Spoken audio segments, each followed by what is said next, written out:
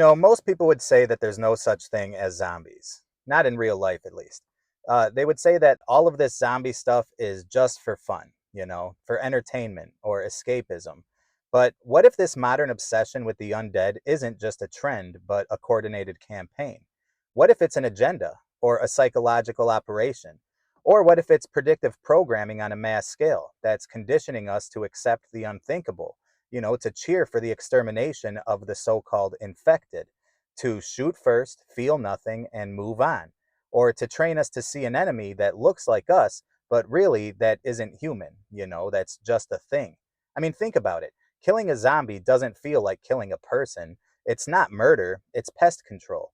You're not ending a life, but you're purging a problem. And of course, it's all fiction when it's on the screen, but after being saturated with that storyline over and over again through generations, don't you think that it's worth asking, what if this is a narrative that we're being trained to embrace? I guess I can't say for sure, but whether by design or coincidence, I think that the zombie represents something far more sinister than just a scary story. I see it as a warning of a culture that's in decay. A culture like ours that no longer fears death because it no longer values life. I mean, we may not be killing off hordes of the undead, but we are killing off hordes of the unborn, millions every year. And maybe that sounds a little too dramatic, but I think that it's all pointing to something much darker than just entertainment. I see it as a sign of the end times, reflecting a society that no longer can discern good from evil, a world where truth is offensive and where sin is celebrated, a world where moral clarity is replaced by chaos, because that's the world that I see today. It's just like the Bible said that perilous times would come when people would be without love and without self control, brutal, despisers of good, to paraphrase a portion of First Timothy. And if you ask me, that's what's happening. I think that real life is getting a lot scarier than any horror movie about the dead coming back to life. Instead, it's the living falling into death. There's something a lot deeper here, something that's less grotesque but far more sinister. Because what happens when you bombard an entire generation with that storyline? Just millions of children around the world and entire families sitting on their couch together around the TV as we're just flooded with these brutal depictions of blood and guts and zombie hordes around every corner, indoctrinated by scenes of senseless violence and murder from the cradle to the grave. And what's going on with us that we're even amused by this kind of content? And I mean, I don't want to be a hypocrite here because I admit that I enjoy that kind of stuff too. I mean, I can't even count the amount of zombie heads that I've blown off in video games, and for some sick reason, it actually appeals to my flesh. But hypocritical or not, I also don't just want to sit here and act like it's all okay or not messed up. Because what happens when death and decay become normalized like this? And not only for mature audiences, but even in so called family entertainment. What happens when even bright and colorful cartoons have been invaded by zombies and start celebrating mutilation and gore and death? Well, what happens is a generation of desensitized people who were raised in darkness and spiritual blindness. And what happens over time is that the Antichrist doesn't need to show up like a satanic dictator ruling over the innocent masses against their will. He just needs to arrive in a world that's ready for him. A world that's already killed off things like empathy and compassion. And I think that that's where we find ourselves today, witnessing the zombification of modern humanity. We don't see corpses crawling out of graves, but instead we're surrounded by spiritually dead people walking around with glowing smartphone screens in their hands and emptiness in their eyes, with heads down, stumbling around and bumping into each other like extras in a zombie movie. And just like a virus, we are all susceptible of becoming infected, myself included. So I hope that you don't take this as some holier than thou Christian talking down to you about the evils of pop culture. No, instead, let's just look into this together, on common ground, because surely I cannot be the only one who's come to realize that while we thought we were just being entertained all this while, maybe we were actually being conditioned. So let's just start at the beginning. To my knowledge, the earliest true account of somebody being raised from the dead comes from the Bible itself. Think of Lazarus, 4 days in the tomb, his body already beginning to decay, and yet at the sound of Jesus Christ's voice, he rose to his feet and walked out, still wrapped in his grave clothes. Or think about the resurrection of Jesus Christ himself. He willingly laid down his life and then took it up again, and he conquered death from the inside out. And these weren't horror stories, they were miracles. They were incredible moments that revealed the glory of God and pointed to a greater resurrection still to come. These were signs of eternal life, evidence that through Christ, death could actually be defeated. But that's not the type of resurrection that we're talking about today. That's not what the world chose to glorify, because the real resurrection was all about life, but the zombie resurrection is all about death.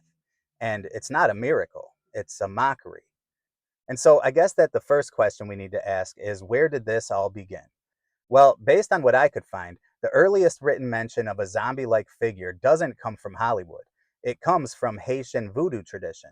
A zombie was a living person controlled by a sorcerer who used dark magic to enslave the minds of his victim. They weren't dead bodies that were brought back to life, but living people turned brain dead. And alongside the use of magic spells, the sorcerer would apparently use a powder laced with poison found in a pufferfish, also known as zombie dust, to cause their victims to fall into a suggestible dreamlike state, only to be enslaved to perform labor on behalf of the magician. So these weren't flesh eating monsters, they were like workers under hypnosis, lifeless and obedient. They were trapped somewhere between life and death. And so, right there in the voodoo traditions of Haiti, is where we find the early roots of what would later evolve into the modern zombie myth. The fear wasn't that the dead might rise, it was something deeper. The fear was about losing your will, the fear of becoming a puppet, the fear that your body could still be moving while your soul was already gone. And then, decades later, in 1818, Mary Shelley published Frankenstein, a classic story that many now consider a precursor to the zombie genre. And while the creature wasn't a zombie in the traditional sense, he was a reanimated corpse. At its core, this story was a chilling glimpse into what happens when man dares to play God and suffers the consequences for it. But at the end of the day, it was really nothing more than a scary story. However, in the decades that followed, other classic monsters began to emerge from the growing popularity of the horror genre, including Bram Stoker's Dracula and Robert Louis Stevenson's The Strange Case of Dr. Jekyll and Mr. Hyde, and H.G. Wells' The Island of Dr. Moreau, just to name a few. But while all these other monsters were rooted in myth, the zombie was always something different. Because this time it wasn't an evil creature from some faraway place, it was instead your next door neighbor, your best friend, your parents, maybe even your children. And it replaced the hideous monster with a familiar face. And that's the horrifying concept of a zombie. Its modern form began to take shape in 1929, because that was the year that American readers were first introduced to the word zombie through William Seabrook's The Magic Island. It was a sensational travelogue that detailed his experience with those aforementioned Haitian voodoo sorcerers and their so called zombie laborers. And while The Magic Island didn't reach the literary status of Dracula or Frankenstein, it really didn't have to. It was popular enough to plant a seed in this strange and unsettling idea that would soon evolve into the zombie narrative that has since come to redefine the horror genre. And it didn't take long for Hollywood to take notice. By the 1930s, motion pictures had already become a cultural powerhouse, captivating audiences and reshaping the way that stories were told. And then in 1932, the first zombie film ever was hitting the theaters. It was called White Zombie. And no, I'm not talking about that crappy Rob Zombie band from the 90s. I mean the movie White Zombie, starring Bela Lugosi. But this version of the zombie story wasn't like the ones we see in modern films. It had no pandemics, no viruses, there was no cannibalism, no rotting flesh. It was more about occultism and slavery and mind control. And I don't know, perhaps it was like a foreshadowing of this brainwashed world that we see today, where countless people walk through life in a zombie like stupor, programmed by media and manipulated by fear and trained to obey without ever asking why. But I digress. Anyways, it wasn't until 1968 that the zombie as we know it today truly came to life, when George A. Romero released Night of the Living Dead. And ironically, Romero never even used the word zombie, but they definitely fit the description: reanimated corpses that fed on human flesh. So, obviously, a horrifying concept. And it was a really scary movie that stood the test of time. It was filmed in gritty black and white with a horrifying sense of realism and almost no musical score. But really, the most unsettling part wasn't even the zombies. It was more the humans, the paranoia and distrust, the breakdown of community. A scene where a man gets gunned down in cold blood simply because he looked like one of them. Night of the Living Dead was a bleak vision of how people are quick to turn on each other when fear takes over, and that theme would echo again and again through the coming decades of zombie lore. As it turns out, the zombie genre was a great vessel for deeper examinations of real life issues like racism and government corruption, or human brutality and moral collapse. And in Romero's sequels, like Dawn of the Dead, he took these metaphors even further. And it really carried a visually compelling message, as you just watch these zombies wandering past mannequins and merchandise, stumbling through the wreckage of material excess that once defined the American dream. But then again, I admit that I have a tendency to look for a deeper meaning in everything. So I don't know. I suppose that maybe it was never meant to be anything more than just another gore filled horror movie. But whatever the case, and whether or not these movies carried a deeper message, one thing was clear: the audience loved it. And they filled up the theaters. Some screamed and covered their eyes, some threw up or passed out, others laughed and cheered. Some walked out of the theater, and others gave it a standing ovation and hung the posters on their bedroom walls. The zombie was a cultural phenomenon. And in the decades that followed, the zombie genre exploded. I mean, there must have been 1,000 different stories, and each with its own spin on the concept. In Resident Evil, the outbreak is manufactured by a powerful corporation, an obvious nod to big pharma and to the dark world of elite bioengineering. And then in World War Z and others, salvation came in the form of a vaccine, uniting the nations under a global threat. Sounds familiar, doesn't it? And then in 28 Days Later, rage itself becomes the virus, turning ordinary people into killing machines overnight. And then in movies like I Am Legend, the infected become a new form of humanity, that are twisted by science and evolution and leave the last real man on Earth to be branded as the outcast. And then, of course, you got super popular series and TV shows and movies like The Walking Dead, which is just a never ending cycle of fear and tribalism and moral collapse, where the message becomes painfully clear that it's not the undead you should fear, it's each other. And to this day, we've just been absolutely inundated with the zombie narrative. It's been recycled, it's been rewritten, it's been reinvented until it's all just become so familiar that it hardly even scares us anymore. It's not just a trope, it's more like a template, a cultural script that's been run through our minds over and over again, so many times that it's no longer even shocking. And maybe that was the point all along. Because despite all the plot twists, the formula has remained pretty much the same. The zombies break in, morality breaks down, religion is mocked, children are trained to kill, the family unit is decimated, and every man must choose between loyalty or his own survival. That's pretty much the zombie storyline. I mean, the settings change, the characters change, and the rules may vary, but the zombies always stayed true to their roots. But what I really find crazy is that it didn't stop with late night horror marathons and R rated movies. I think it's strange that eventually this zombie narrative came for the kids. Suddenly, it wasn't just grown ups watching heads get bashed in on screen. Zombies were now popping up in the toy aisle, on lunchboxes, in comic books, in Saturday morning cartoons, and on it goes. And then, of course, there's the video games. Entire generations raised in digital war zones, training their reflexes to kill without hesitation, to aim for the head, pull the trigger, and move on. Just endless waves of enemies that look human but aren't, and casually being taught to kill your own former neighbors and friends and relatives and feel nothing while doing it. And that rabbit hole goes so deep that I'm not even going to touch it here. But rest assured, we will get into it later. And when we do, you won't ever be able to look at it the same way again. Because when entire generations of children are being entertained by simulating mowing down hordes of infected human beings, well, you got to ask, what exactly are we training them for? Because somehow one of the darkest and most horrifying and violent concepts in pop culture history has now become family friendly. And I'm not trying to sensationalize this. Zombies aren't the first example of monsters to get rebranded as harmless over time. I mean, we've seen the way that vampires and mummies and werewolves have become commonplace fixtures in family entertainment.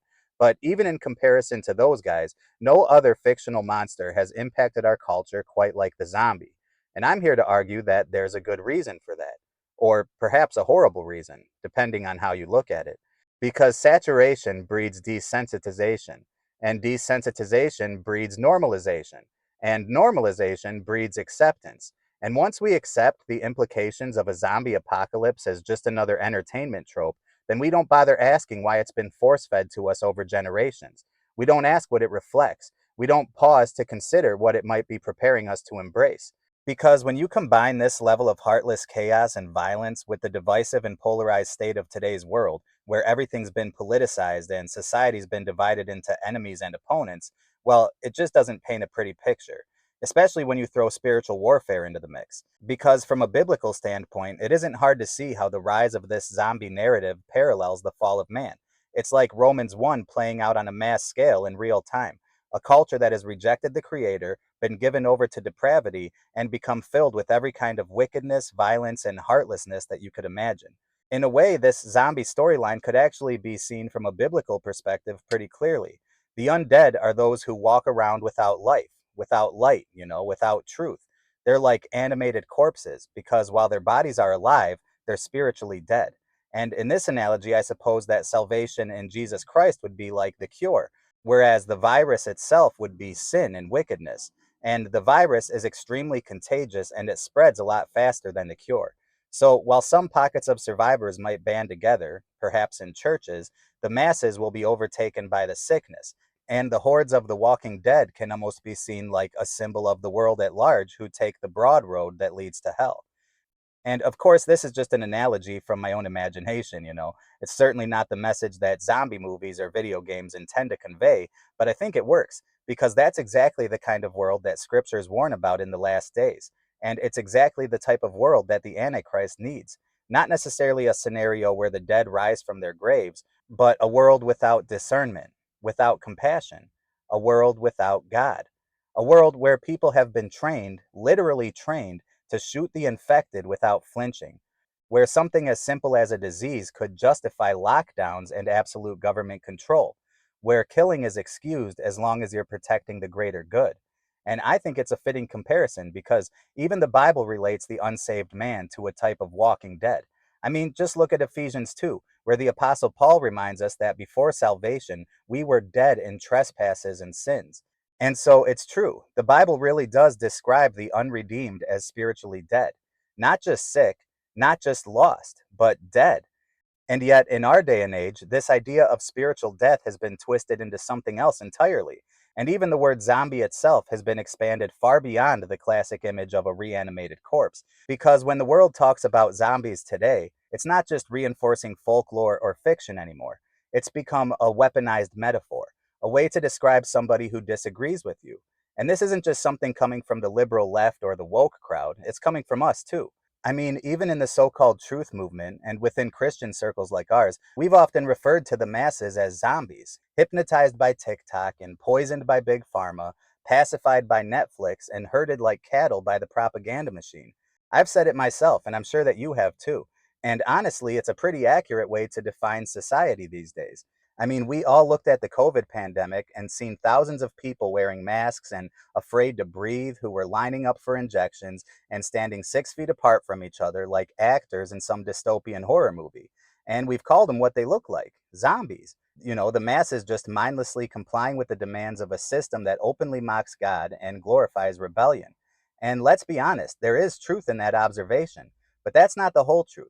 Because as soon as we label them as zombies, they turn around and label us the same way. To them, we're the brainwashed ones. We're the religious nuts or the conspiracy theorists with our tinfoil hats, right? We're the anti science cult or the fear mongers. And they genuinely see us as a danger to society. We're the ones who are actually infected in their minds, infected with ignorance and with extremism and with dangerous disinformation. So the zombie metaphor has become like a two-way mirror, one in which everybody sees themselves as awake and the other as lost. And in that reflection, both sides begin to believe that the other side must be stopped, isolated, silenced, or deplatformed, or maybe even eradicated. And that's where the real agenda behind all this zombie programming is revealed. That's the real danger in how we've been influenced by this overplayed and cliche narrative. Because what happens when both sides are taught to see the other not as image bearers of God, but as dangerous vectors of an infection, whether that's a real virus or a fake virus or even a so called mind virus? What happens when a society is conditioned to believe that ideology is contagious, that somebody's worldview or their words or beliefs, or maybe even their very presence, is a threat to public health or a threat to national security or social peace? And obviously, the answer is mass dehumanization. Because when you start seeing people as targets instead of human beings like yourself, then suddenly it's not murder anymore, it's extermination, and it's not evil, it's necessary. And honestly, it's the same pattern that we've already seen many times throughout history.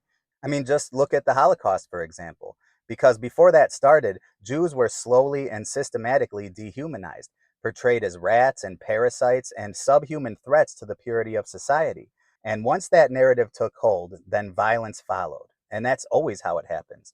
The Rwandan genocide began the same way. Hutu extremists referred to the Tutsi people as cockroaches over the radio waves over and over again until finally neighbors began hacking each other to death with machetes. And in Cambodia, Pol Pot's regime labeled intellectuals and dissenters as traitors and threats to the collective. And then in Maoist China, Christians were labeled as counter revolutionaries, and even in America's own history, when enslaved Africans were stripped of personhood and defined as property. The pattern is always universal. You dehumanize first and destroy second. And in our generation, the zombie metaphor seems to be doing the same thing. I mean, yeah, it's presented in the form of fiction, but after being bombarded with the storyline over and over again for generations, this narrative gives you permission to kill without conscience as long as the target looks infected. But now it's on a worldwide scale. A divided society, overtaken with suspicion, programmed for tribalism, and increasingly desensitized to violence. And no matter which side of the political fence that you might happen to fall on, we've all been taught to see each other not as brothers and sisters, but as enemies or opponents, to see one another as threats, as brainwashed zombies that are infected with the wrong ideas. And that's the terrifying genius of the zombie metaphor, because it strips away the soul before the body is even harmed.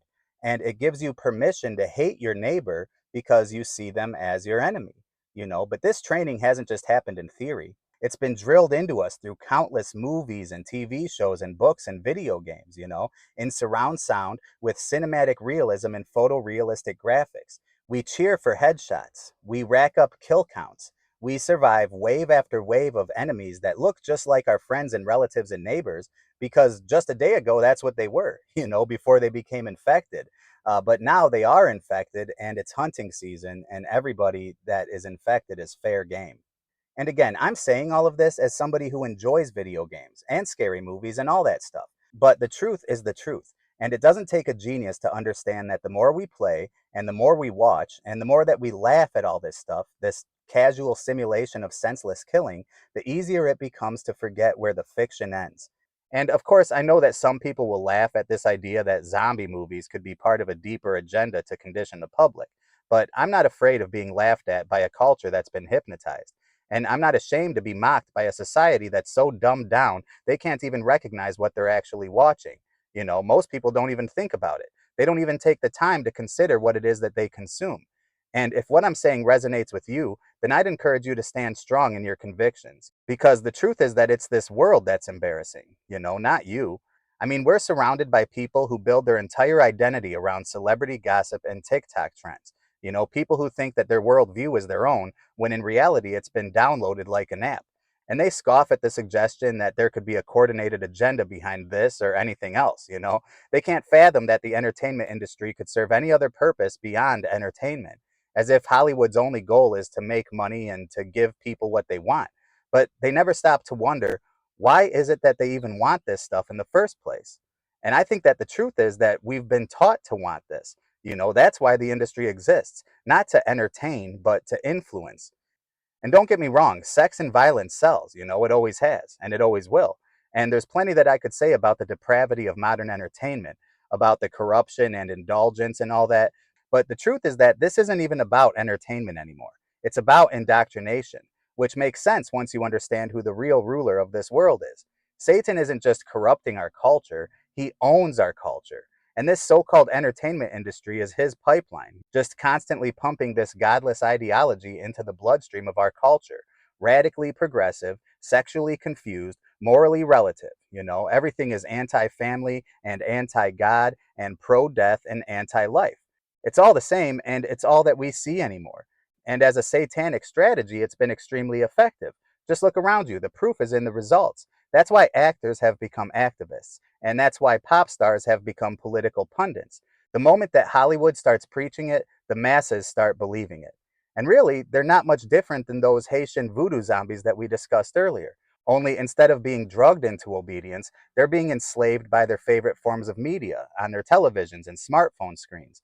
So many people these days don't even know how to formulate a unique thought of their own. They don't have a single original opinion. Their preferences were planted, their imaginations were shaped through all these movies and music and sports and politics, the fashions, the trends. Everything was introduced to them in childhood and then reinforced through repetition throughout the rest of their lives. And yet, everybody just walks around confidently talking about the newest shows on Netflix or the score to last night's football game, and they pat each other on the backs as if any of this stuff even matters. And they're all just finding their identity in entertainment. And while they believe that their interests are organic, in reality, they've just been engineered and conditioned to confuse influence with identity. And I know that I got a little off script there, but I just feel like that needed to be said. Because at some point, when a theme gets repeated over and over again across generations and across different platforms, it starts looking less like entertainment and more like propaganda. And that type of blind absorption is exactly what's happening with this fictional zombie narrative, too. But I think that there's even another layer to all of this, one that most people will never think to even consider. Because when you look at this through a spiritual lens, you'll begin to realize that what we're witnessing is a perverted and grotesque inversion of everything sacred. I mean, think about it. At the center of the zombie myth is a blasphemous mockery of resurrection itself. Because according to a quick internet search, the theme of resurrection, or the dead being brought back to life, is mentioned more than 40 times in the Bible.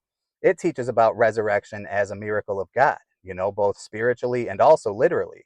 It's a divine act where the spiritually dead are brought to life in Christ. And there's three different people named in the New Testament who Jesus brought back to life after they had died physically, so literal resurrection.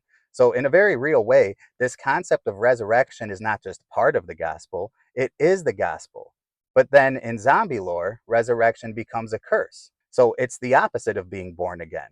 It's anti resurrection, it's anti Christ. And to be fair, I don't believe that most of these writers are doing any of this on purpose. They're not sitting in dark rooms and plotting to blaspheme the gospel. It's not like some atheist scriptwriter or film director or game developer is actively even thinking about Jesus or the gospel when they're working on a piece of zombie fiction. That much is obvious. Most of them are just regurgitating the same tired cliches that we've all seen a million times. But even with a modest amount of spiritual discernment and a biblical understanding of how Satan operates, you can easily see a deeper reality of what's going on behind all this. Because the Bible says in 2 Corinthians 4 that the God of this world, which is Satan, has blinded the minds of the unbelieving. So even if the messenger has no idea how they're being used, the message still goes out. And we're going to explore that idea even deeper in an upcoming chapter. This disturbing inversion of the resurrection, one of the Bible's most sacred themes. But for now, I'll just leave it there because this is only the beginning of the series. And as we move forward, we're going to take this zombie storyline beyond the realm of fiction and folklore and drag it straight into real life. This isn't just about movies or metaphors and symbolism. We're going to look at some real science, and some actual real research that's being done. And we'll uncover the shocking truth that government agencies and military branches and scientific institutions have already created detailed plans for how to respond to a zombie outbreak. And I know that sounds insane, but it's all real. And we'll walk through that evidence together, chapter by chapter, because this series is about more than simply decoding symbolism. It's about exposing something real. Did you know that the CDC and the Department of Homeland Security have both held real life zombie apocalypse drills, complete with volunteers that are wearing full on zombie makeup and covered in fake blood as they stumble through these mock disaster zones in the middle of large cities? And you gotta ask, why? Why are emergency responders and law enforcement officers being taught to manage mass outbreaks of zombies? And with taxpayer money, no less. Isn't that a little bit extreme? Isn't it sort of ridiculous? Isn't that a pretty dark and morbid way for a government to improve public relations? And why has the mainstream media been publishing stories for decades now speculating on the scientific plausibility of zombie like outbreaks? They tell us that it's just a joke, just a Halloween gag for fun. But what if it's really about training the public to anticipate something real, to accept mass panic or lockdowns or unconstitutional surveillance, or maybe even mandatory injections and forced compliance, so long as it's framed as protection. And I think when you put it that way, most of you could probably see what I'm getting at here, because we've already lived through the test run of this type of thing. We've already seen how fear was weaponized during the pandemic, how people were divided into safe and unsafe, or essential and non essential. And we watched as neighbors turned on each other in the name of health and safety, and how millions were pressured, if not outright forced, into receiving an experimental injection, and not because they were sick, but because they were told it was the only way to move forward, to flatten the curve. It was the perfect dress rehearsal for a zombie apocalypse. I mean, honestly, think about it. And now, with a society that's primed to accept any narrative that promises safety, the door for this is wide open. I mean, after all, it wasn't that long ago when the events of 2020 seemed unimaginable to us, specifically in the tyrannical response that we saw from governments around the world. It almost seemed like something you would see in a zombie movie, right? And so what began as a cliche movie plot is starting to look more like a blueprint, like a twisted preview of the end times that's disguised as entertainment and burned into the minds of adults and children alike. So that really brings us back to the beginning of all this, because we were told that the zombie apocalypse wasn't real, and hopefully that's true, but in reality, the stage has already been set. It just came with a different name, the new normal. So make no mistake, the war has already begun, and the battlefield is a spiritual one. But it's not coming from a graveyard. It's happening right outside of our front doors. And the real Walking Dead aren't climbing out of the dirt, they're clocking in for work. They're scrolling through news feeds and they're walking their dogs and waving to their neighbors. They still have a pulse. They smile, they shop, they vote, they raise families, and they even sit in church pews. But inside, they're already gone. And in the last days, when the love of many grows cold, and when truth is traded for comforting lies, and when brother turns against brother in the name of survival and selfish ambition, the Walking Dead won't look like monsters.